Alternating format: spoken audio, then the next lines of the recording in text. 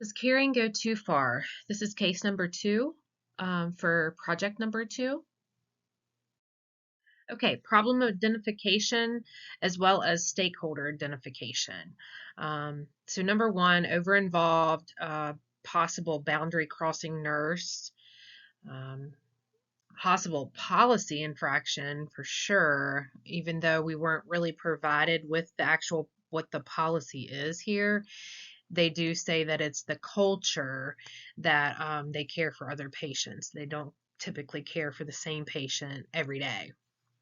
Um, so the stakeholder is definitely the nurse, Mr. and Mrs. George, patient and his wife, Lisa, which is the nurse, and the ICU staff in general. All her fellow nurse workers, her manager, her charge nurse, and really the hospital. Um, all the healthcare staff too, because this involves surgery. This involves a lot of different areas of the hospital, and we would definitely have to also add those in. Um, there's also questionable informed consent to me for this case, as the wife mentions that she is intimidated by the surgeon, and when she's, you know, approached and wanting consent for these different procedures, she oftentimes has questions afterwards. And of course, there's no one really to answer these questions. So to me, that was also a notable uh, instance for this case. Was autonomy honored for Mr. George? Do we actually know what he wants? Because it really doesn't say anything at all about that. Um, yeah, so those are some big things that I felt that were, super important here.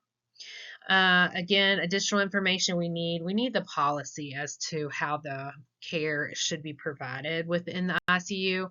It doesn't really tell us here. Okay, the assessment lens. Assuming or viewing this is an overstep, conflict of interest, or boundary issue with the nurse. So that's kind of our assumption, or that's how it seems. That's how it's kind of presented at first. Dar, in our text, explains that conflict of interests are insidious and that anyone can slip into them without realizing it. And he continues that there are common administrative ethical issues within healthcare organizations. Obviously that does make sense, because we as nurses want to provide the best care. We want to do the most for our patients. We want to do well. We want to do what's best, and sometimes that can typically or can get in the way of, whoa, are we going too far, too much? It's kind of a juggling game that we have to play as nurses. The nurse does have a preference that she consistently cares for the same patients each day. So it wasn't like that started just with Mr. George. It seems like she explained that was her preference to start with when she came to the ICU. The care expectations of the ICU, that is not clear. It says the culture is, that you care for different patients, but we don't have any background on what the actual policy is here in this facility. Substituted judgment. The patient's decision-making capacity is a critical consideration in informed consent. So that I have to say, again, we heard nothing about Mr. George and what he wanted, what his wishes were, his questions, anything during this whole case study. So to me, that's a huge concern, that would need to be addressed and dug deeper into that. And did the institution physician ensure that the patient or the patient's wife understood risks, benefits, and alternatives to truly make an informed decision? I'd have to say no, because it seemed like she did have questions. She admittedly said she was intimidated by the surgeon, but then would have questions later when there wasn't anyone to really answer them. So to me, that would also have to be addressed, because it seems like that was not happening. Okay, is this a ethical or legal issue? Well, I think it could be both. I feel like a lot of things in healthcare, it can go both ways. If it's an ethical concern, it more than likely could turn in possibly to a legal issue and concern. So ethically, um, breaking policy. The question is, is she breaking policy due to a boundary crossing and caring for the same patient daily, one day after the other, for Mr. George? And it does seem like she was really close to Mrs. George, and I don't know what kind of information was exchanged there. But she was new to the area, so I feel like she also felt like she needed to help her. The ICU manager addressing Lisa's involvement earlier in the case, I know that they kind of mentioned it throughout her caring for this patient, but maybe just kind of addressing it earlier on, or even going to the ethics committee earlier on would be a good way to kind of look at this and kind of stop that in its tracks or get on the right path. I know that in our article, the article that I wanted to mention, which is Markroff, found that ethical leadership in nursing requires receiving and granting support to increase the capacity to practice and discuss ethics in the day-to-day. So again, I think if she would have taken that, or, hey, let's go meet together, something like that, just the sooner the better and the more involved, we could have gotten maybe a clearer answer and kind of stopped this in its tracks earlier. Legally, one thing, moving the patient while he was actively dying and had been removed from life support. What is the facility's policy on that, and was that followed? To me, that was something else. That was a lot. So again, legally, I think that's where I would be most concerned. And then, of course, like I've mentioned, the informed consent. Was that maintained throughout Mr. George's visit for him? Okay, solutions. The patient, wife, and the nurse have obviously had the worst possible outcome here as the patient passed away. So obviously we can't really fix that part of this, but we can definitely grow and learn from this and help others in the future, patients and nurses, not to feel like this torn and, obviously, know what to do in this situation, have like a plan going forward. So number one, policy clarification and changes related to the situation probably need to occur. Definitely clarification and possibly changes. At the end, it does say that Lisa's manager did refer this case to the ethics committee for review. So it does seem that she has insight and she does want to help the situation. So I was happy to hear that. Lisa could probably benefit, as it says that she's distraught, some time off, or given the opportunity to possibly change units until this kind of all digests for her. This is obviously traumatic as she had grown close to this family. So she may need some time, just to kind of step back and step away from this, and, that would be fine. That should be allowed. You don't want to lose a good nurse over her just, doing her job ultimately. I'm not saying she didn't kind of overstep, but truly, she was being a good nurse and she was taking care of the patient that she was supposed to do. It wasn't like she was doing, causing harm. Weekly meeting with the weekly meetings with the manager and all the ICU staff to allow like kind of concerns, venting, decompression from everything that goes on there, I think would be hugely beneficial to everyone. And obviously the patients that come in there, this would actually, kind of trickle down into them, because that nurses are going to be happier and more comfortable in providing better care to their patients going forward. Okay, alternatives that meet criteria. Mental health support for both Mrs. George and Lisa, and really anyone involved. I think you can't go wrong with that. I think that would be greatly beneficial to everyone.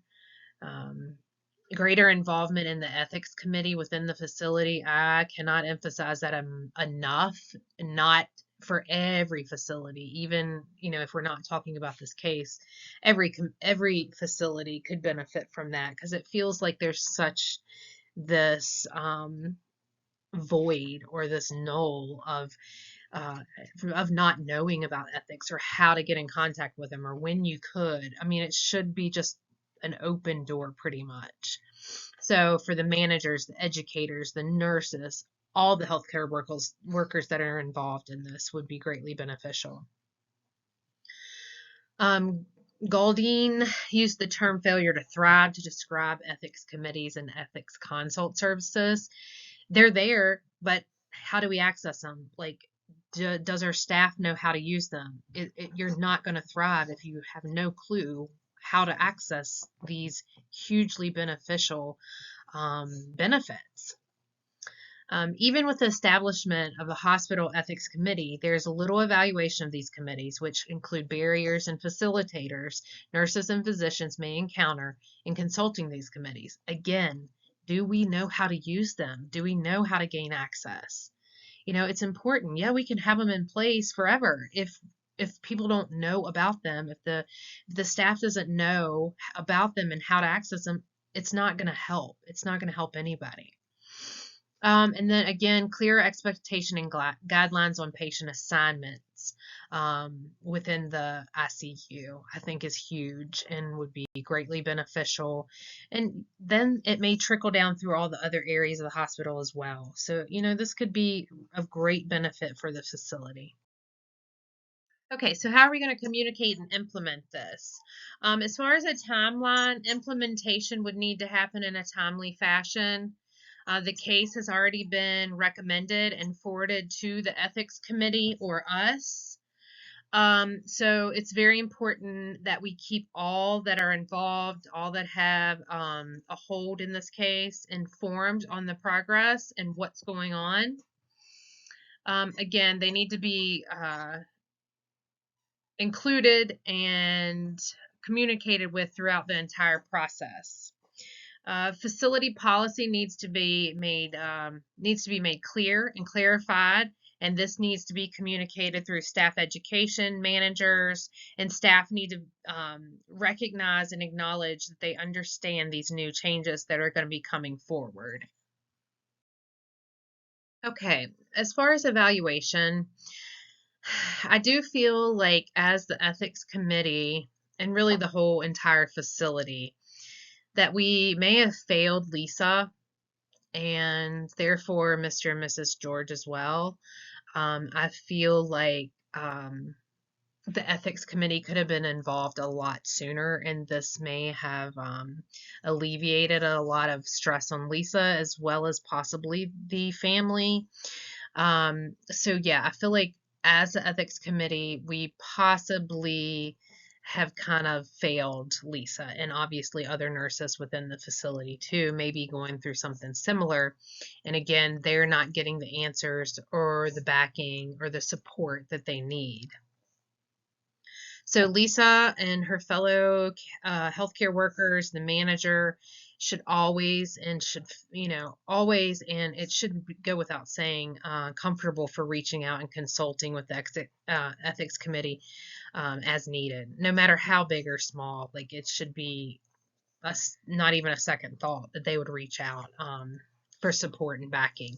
And obviously throughout this course, we've learned that it's kind of a gray area almost, or it's not like a unknown area, or we definitely need a lot more work in all facilities, from healthcare to mental health. We need more work on acknowledging and informing and educating about the positive factors of the ethics committee and what can come out of that. Okay, and open communication with all involved and growing from this case is the most important. Again, we have to learn from everything that happens, and this is no different. That, hey, okay, this time we kind of failed, but what can we do better now? Like, we need an analysis of, okay, this went okay, this could go a lot better, this went bad. Where do we go from here? And I feel like this is one of those cases that's huge and that we can grow going forward. help nurses going forward. This would help retention. This helps staff satisfaction. I mean, this is huge. So again, just learning from what happens and growing and making things better for the facility.